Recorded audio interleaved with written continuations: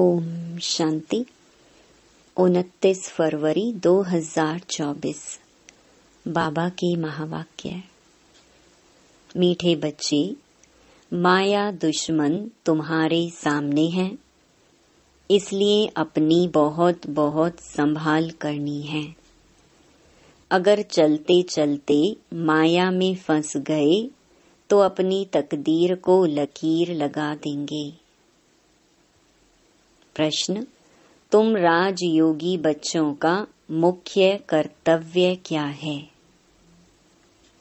उत्तर: पढ़ना और पढ़ाना, यही तुम्हारा मुख्य कर्तव्य है। तुम हो ईश्वरीय मत पर। तुम्हें कोई जंगल में नहीं जाना है। घर गृहस्थ में रहते शांति में बैठ बाप को याद करना है। अल्फ और बे, इन्हीं दो शब्दों में तुम्हारी सारी पढ़ाई आ जाती है। ओम शांति। बाप भी ब्रह्मा द्वारा कह सकते हैं कि बच्चों गुड मॉर्निंग, परंतु फिर बच्चों को भी रिस्पॉन्ड देना पड़े। यहाँ है ही बाप और बच्चों का कनेक्शन। नए जो हैं, जब तक पक्के हो जाएं, कुछ न कुछ पूछते रहेंगे। यह तो पढ़ाई है। भगवानुवाच भी लिखा है, भगवान है निराकार। यह बाबा अच्छी रीति पक्का कराते हैं, किसको भी समझाने के लिए, क्योंकि उस तरफ है माया का जोर। यहाँ तो वह बात नहीं है। बाप तो समझते हैं जिन्होंने कल्प पहले वर्षा लिया है, वह आपे ही आ जाएंगे। ऐसे नहीं कि फलाना चला न जाए, इनको पकड़े, चला जाए तो चला जाए। यहाँ तो जीते जी मरने की बात है। बाप एडॉप्ट करते हैं। एडॉप्ट किया ही जाता है कुछ वर्षा देने के लिए। बच्चे माँ बाप के पास आते ही हैं वर्षे की लालच पर। साहूकार का बच्चा कभी गरीब के पास एडॉप्ट होगा क्या? इतना धन दौलत आदि सब छोड़ कैसे जाएंगे? एडॉप्ट करते हैं साहूकार। अभी तुम जानते हो बाबा हमको स्वर्ग की बादशाही देते हैं, क्यों ना उनका बनेंगे। हर एक बात में लालच तो रहती है। जितना बहुत पढ़ेंगे उतनी बड़ी लालच होगी। तुम भी जानते हो बाप ने हमको एडॉप्ट किया है, बेहद का वर्षा देने। बाप भी कहते हैं तुम सबको हम फिर से 5000 वर्ष पहले मुहाफिक एडॉप्ट करते हैं। तुम भी कहते हो बाबा हम आपके हैं। 5000 वर्ष पहले भी आपके बने थे। तुम प्रैक्टिकल में कितने ब्रह्मा कुमार कुमारियां हो। प्रजापिता भी तो नामी ग्रामी है। जब तक शूद्र से ब्राह्मण ना बने तो देवता बन ना सके। तुम बच्चों की बुद्धि में अब यह चक्र फिरता रहता है, हम शूद्र थे, अभी ब्राह्मण बने हैं, फिर देवता बनना है। सतयुग में हम राज्य करेंगे, तो इस पुरानी दुनिया का विनाश जरूर होना है। पूरा निश्चय नहीं बैठता है तो फिर चले जाते हैं। कई कच्चे हैं जो गिर जाते हैं। यह भी ड्रामा में नोंद है। माया दुश्मन सामने खड़ी है तो वह अपनी तरफ खींच लेती है। बाप घड़ी घड़ी पक्का कराते हैं, माया में फंस नहीं पड़ना, नहीं तो अपनी तकदीर को लकीर लगा देंगे। बाप ही पूछ सकते हैं कि आगे कब मिले हो, और कोई को पूछने का अक्ल आएगा ही नहीं। बाप कहते हैं मुझे भी फिर से गीता सुनाने आना पड़ी, आकर रावण की जेल से छुड़ाना पड़े। बेहद का बाप बेहद की बात समझाते हैं। अभी रावण का राज्य है, पतित राज्य है, जो आधा कल्प से शुरू हुआ है। रावण को 10 शीश दिखाते हैं, विष्णु को 4 भुजा दिखाते हैं। ऐसे कोई मनुष्य होता नहीं। यह तो प्रवृत्ति मार्ग दिखाया जाता है। यह है एम ऑब्जेक्ट, विष्णु द्वारा पालना। विष्णुपुरी को कृष्णपुरी भी कहते हैं। श्री कृष्ण को तो 2 बाहें ही दिखाएंगे ना। मनुष्य तो कुछ भी समझते नहीं हैं। बाप हर एक बात समझाते हैं। वह सब है भक्ति मार्ग। अभी तुमको ज्ञान है, तुम्हारी एम ऑब्जेक्ट ही है नर से नारायण बनने की। यह गीता पाठशाला है ही जीवन मुक्ति प्राप्त करने के लिए। ब्राह्मण तो जरूर चाहिए। यह है रुद्र ज्ञान यज्ञ। शिव को रुद्र भी कहते हैं। अब बाप पूछते हैं, ज्ञान यज्ञ श्री कृष्ण का है या शिव का है? शिव को परमात्मा ही कहते हैं, शंकर को देवता कहते हैं। उन्होंने फिर शिव और शंकर को इकट्ठा कर दिया है। अब बाप कहते हैं, हमने इनमें प्रवेश किया है। तुम बच्चे कहते हो बाप दादा, वह कहते हैं शिव शंकर। ज्ञान सागर तो है ही एक। तुम अभी जानते हो ब्रह्मा सो विष्णु बनते हैं ज्ञान से। चित्र भी बरोबर बनाते हैं। विष्णु की नाभि से ब्रह्मा निकला, इसका अर्थ भी कोई समझ नहीं सकते। ब्रह्मा को शास्त्र हाथ में दिए हैं। अभी शास्त्रों का सार बाप बैठ सुनाते हैं या ब्रह्मा? यह भी मास्टर ज्ञान सागर बनते हैं। बाकी चित्र इतने ढेर बनाए हैं, वह कोई यथार्थ है नहीं। वह हैं सब भक्ति मार्ग के। मनुष्य कोई 8-10 भुजा वाले होते नहीं। यह तो सिर्फ प्रवृत्ति मार्ग दिखाया है। रावण का भी अर्थ बताया है। आधा कल्प है रावण राज्य रात, आधा कल्प है राम राज्य दिन। बाप हर एक बात समझाते हैं। तुम सब एक बाप के बच्चे हो। बाप ब्रह्मा द्वारा विष्णुपुरी की स्थापना करते हैं और तुमको राजयोग सिखाते हैं। जरूर संगम पर ही राजयोग सिखाएंगे। द्वापर में गीता सुनाई, यह तो रॉन्ग हो जाता है। बाप सच बतलाते हैं। बहुतों को ब्रह्मा का, श्री कृष्ण का साक्षात्कार होता है। ब्रह्मा का सफेद पोष ही देखते हैं। शिव बाबा तो है बिंदी। बिंदी का साक्षात्कार हो तो कुछ समझ ना सके। तुम कहते हो हम आत्मा हैं। अब आत्मा को किसने देखा है? कोई ने नहीं। वह तो बिंदी है।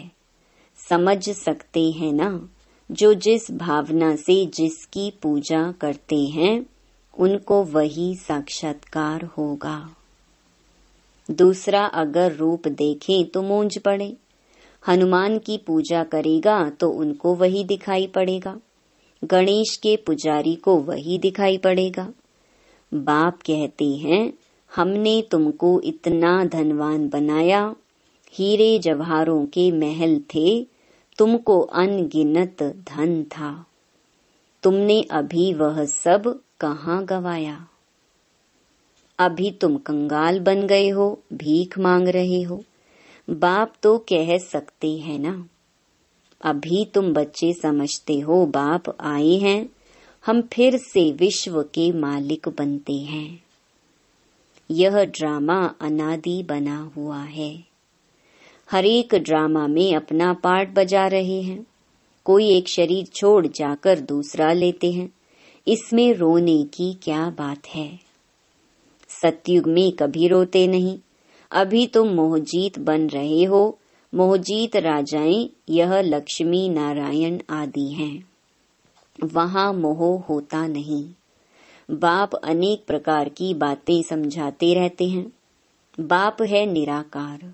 मनुष्य तो उसे नाम रूप से न्यारा कह देते हैं, लेकिन नाम रूप से न्यारी कोई चीज थोड़ी होती है। हे भगवान, ओ गॉड फादर कहते हैं ना, तो नाम रूप है ना। लिंग को शिव परमात्मा, शिव बाबा भी कहते हैं। बाबा तो है ना बरोबर। बाबा के जरूर बच्चे भी होंगे। निराकार को निराकार आत्मा ही बाबा कहती है। मंदिर में जाएंगे तो उनको कहेंगे शिव बाबा, फिर घर में आकर बाप को भी कहते हैं बाबा। अर्थ तो समझते नहीं। हम उनको शिव बाबा क्यों कहते हैं? बाप बड़े ते बड़ी पढ़ाई 2 अक्षर में पढ़ाते हैं, अल्फ और बे। अल्फ को याद करो तो बे बादशाही तुम्हारी है। ये बड़ा भारी इम्तिहान है। मनुष्य बड़ा इम्तिहान पास करते हैं तो पहली वाली पढ़ाई कोई याद थोड़ी रहती है। पढ़ते पढ़ते आखिरी तंत सार बुद्धि में आ जाता है। यह भी ऐसे है। तुम पढ़ते आए हो, अंत में फिर बाप कहते हैं मन मना भव, तो देह का अभिमान टूट जाएगा। ये मन मना भव की आदत पड़ी होगी तो पिछाड़ी में भी बाप और वर्षा याद रहेगा। मुख्य है ही यह कितना सहज है। उस पढ़ाई में भी अभी तो पता नहीं क्या क्या पढ़ते हैं। जैसे राजा वैसा वह अपनी रस्म चलाते हैं। आगे मन सेर पाव का हिसाब चलता था। अभी तो किलो आदि क्या क्या निकल पड़ा है। कितने अलग अलग प्रांत हो गए हैं। दिल्ली में जो चीज 1 रुपया सेर, बॉम्बे में मिलेगी 2 रुपया सेर, क्योंकि प्रांत अलग अलग हैं। हर एक समझते हैं हम अपने प्रांत को भूख थोड़े ही मारेंगे। कितने झगड़े आदि होते हैं, कितना रोला है। भारत कितना सॉल्वेंट था, फिर 84 का चक्कर लगाते इनसॉल्वेंट बन पड़ी हैं। कहा जाता है हीरे जैसा जन्म अमोलक, कौड़ी बदले खोया रे। बाप कहते हैं तुम कौड़ियों के पिछाड़ी क्यों मरते हो? अब तो बाप से वर्षा लो, पावन बनो। बुलाते भी हो, हे पतित पावन आओ, पावन बनाओ। तो इससे सिद्ध है पावन थे, अब नहीं है, अभी है ही कलयुग। बाप कहते हैं मैं पावन दुनिया बनाऊंगा तो पतित दुनिया का जरूर विनाश होगा। इसलिए ही यह महाभारत लड़ाई है जो इस रुद्र ज्ञान यज्ञ से प्रज्वलित हुई है। ड्रामा में तो यह विनाश होने की भी नोंद है। पहले पहले तो बाबा को साक्षात्कार हुआ। देखा इतनी बड़ी राजाई मिलती है तो बहुत खुशी होने लगी। फिर विनाश का साक्षात्कार भी कराया। मन मना भव मध्याजी भव, यह गीता के अक्षर हैं। कोई कोई अक्षर गीता के ठीक हैं। बाप भी कहते हैं तुमको यह ज्ञान सुनाता हूँ, यह फिर प्रायलोप हो जाता है। कोई को भी पता नहीं है कि लक्ष्मी नारायण का राज्य था तो और कोई धर्म नहीं था। उस समय जनसंख्या कितनी थोड़ी होगी, अब कितनी है, तो यह चेंज होनी चाहिए। जरूर विनाश भी चाहिए। महाभारत लड़ाई भी है, जरूर भगवान भी होगा। शिव जयंती मनाते हैं तो शिव बाबा ने क्या कर किया वह भी नहीं जानते हैं। अब बाप समझाते हैं गीता से श्री कृष्ण की आत्मा को राजाई मिली। मात पिता कहेंगे गीता को, जिससे तुम फिर देवता बनते हो, इसलिए चित्र में भी दिखाया है, श्री कृष्ण ने गीता नहीं सुनाई। श्री कृष्ण गीता के ज्ञान से राजयोग सीख यह बना, कल फिर श्री कृष्ण होगा। उन्होंने फिर शिव बाबा के बदले श्री कृष्ण का नाम डाल दिया है। तो बाप समझाते हैं, यह तो अपने अंदर पक्का निश्चय कर लो। कोई उल्टी सुलटी बात सुनाकर तुम्हें गिरा ना दे। बहुत बातें पूछते हैं, विकार बिगर सृष्टि कैसे चलेगी, यह कैसे होगा? अरे तुम खुद कहते हो वह वाइसलेस दुनिया थी, संपूर्ण निर्विकारी कहते हो ना, फिर विकार की बात कैसे हो सकती है? अब तुम जानते हो बेहद के बाप से बेहद की बादशाही मिलती है, तो ऐसे बाप को क्यों नहीं याद करेंगे? यह है ही पतित दुनिया। कुंभ के मेले पर कितने लाखों जाते हैं। अब कहते हैं वहां एक नदी गुप्त है। अब नदी गुप्त हो सकती है क्या? यहाँ भी गौमुख बनाया है, कहते हैं गंगा यहाँ आती है। अरे गंगा अपना रास्ता लेकर समुद्र में जाएगी कि यहाँ तुम्हारे पास पहाड़ पर आएगी? भक्ति मार्ग में कितने धक्के हैं। ज्ञान, भक्ति, फिर है वैराग्य। यह है हद का वैराग्य, दूसरा है बेहद का। सन्यासी घर बार छोड़ जंगल में रहते हैं, यहाँ तो वह बात नहीं। तुम बुद्धि से सारी पुरानी दुनिया का संन्यास करते हो। तुम राजयोगी बच्चों का मुख्य कर्तव्य है पढ़ना और पढ़ाना। अब राजयोग कोई जंगल में थोड़े ही सिखाया जाता है। यह स्कूल है, ब्रांचेस निकलती जाती हैं। तुम बच्चे राजयोग सीख रहे हो। शिव बाबा से पढ़े हुए ब्राह्मण ब्राह्मणियां सिखाते हैं। एक शिव बाबा थोड़े ही सबको बैठ सिखाएगा। तो यह हुई पांडव गवर्नमेंट।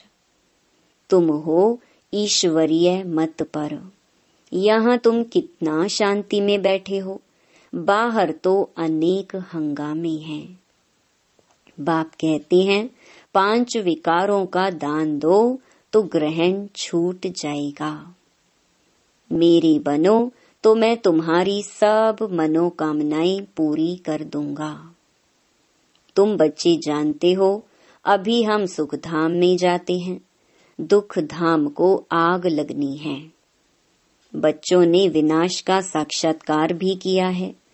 अब टाइम बहुत थोड़ा है, इसलिए याद की यात्रा में लग जाएंगे तो विकर्म विनाश होंगे और ऊंच पद पाएंगे। अच्छा, मीठे मीठे सिकिलधे बच्चों प्रति माता पिता बाप दादा का याद प्यार और गुड मॉर्निंग। रूहानी बाप की रूहानी बच्चों को नमस्ते। धारणा के लिए मुख्य सार। पहला, बाप के वर्षे का पूरा अधिकार लेने के लिए जीते जी मरना है, एडॉप्ट हो जाना है। कभी भी अपनी ऊंची तकदीर को लकीर नहीं लगानी है। दूसरा, कोई भी उल्टी सुलटी बात सुनकर संशय में नहीं आना है, जरा भी निश्चय ना हिले। इस दुख धाम को आग लगने वाली है, इसलिए इससे अपना बुद्धि योग निकाल लेना है। वरदान, समय प्रमाण अपने भाग्य का सिमरण कर खुशी और प्राप्तियों से भरपूर बनने वाले स्मृति स्वरूप भव। भक्ति में आप स्मृति स्वरूप आत्माओं के यादगार रूप में भक्त अभी तक आपके हर कर्म की विशेषता का सिमरण करते अलौकिक अनुभवों में खो जाते हैं। तो आपने प्रैक्टिकल जीवन में कितने अनुभव प्राप्त किए होंगे। सिर्फ जैसा समय, जैसा कर्म, वैसे स्वरूप की स्मृति इमर्ज रूप में अनुभव करो तो बहुत विचित्र खुशी, विचित्र प्राप्तियों का भंडार बन जाएंगे और दिल से यही अनहद गीत निकलेगा कि पाना था सो पा लिया। स्लोगन: नंबर 1 में आना है तो सिर्फ ब्रह्मा बाप के कदम पर कदम रखते चलो। ओम शांति।